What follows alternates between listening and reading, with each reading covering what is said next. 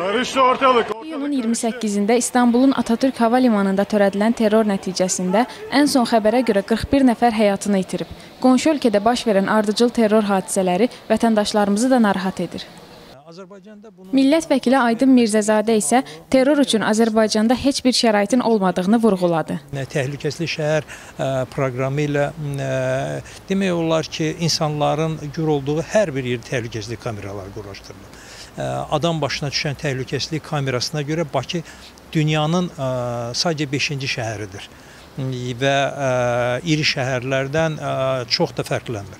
İkincisi, Azərbaycana giriş elektronlaşdırılıb və bu baxımdan Azərbaycana terror məqsədi ilə gələ bilən hər bir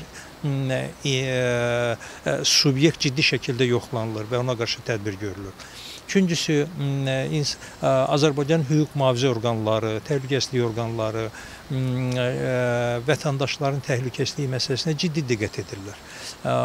Burada həm təhlükə törədə biləcək amillərin aradan qaldırılması, təhlükə törədə biləcək şəraitin minimuma endirilməsi, həmçinin vətəndaşlarımızın özünün də bu məsələyə kifayət qədər ciddiliyi var.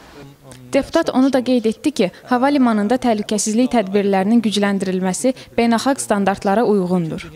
Bütün dünyada belə bir praktika var. Əgər hansısa bir hava limanında və yaxud da ki, insanların çox toplaşdığı bir yerdə deməli terror hadisəsi baş verərsə, dünyanın digər analoji yerlərində də təhlükəsizlik tədbirləri gücləndirir. Tək Bakıda deyil, bugün dünyanın bütün aeroportlarında bugün təhlükəsizlik tədbirləri daha da gücləndirilir. Politoloq Əraston Oruclu baş verən terroru Türkiyənin Rusiya və İsrail ilə münasibətlərinin yaxşılaşdırılmasına yönələn zərbə kimi qiymətləndirdi. Bu ciddi xəbərdarlıqdır mənim fikrimcə. Görünür Türkiyə, Rusiya və Türkiyə-İsrail münasibətlərinin sağlamlaşmasını, bərpasını istəməyənlər bu yolla IŞİD-in əli ilə mesaj verirlər Türkiyəyə. Türkiyənin burada müəyyən zəif yerləri də göründü ki, Türkiyə illər boyu terrora məruz qalan dövlət olmasına baxmayaraq, terrorla mübarizədə onun profilaktikasında kifayət qədər boşluqlara malik olan dövlətdir. Politoloqun sözlərinə görə, Rusiya-Türkiyə münasibətlərinin normallaşmasında Azərbaycanın da payı olduğu üçün biz də hədəfə alına bilərik.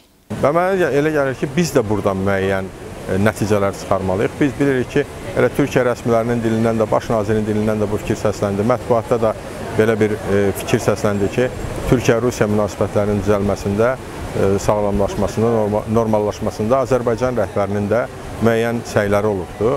Təbii ki, əgər səbəb budursa, bizim də hədəfə alınmaq ehtimalımız var və bu baxımdan mən düşünürəm ki, preventiv təhlükəsizlik tədbirləri son dərəcə gücləndirilməlidir.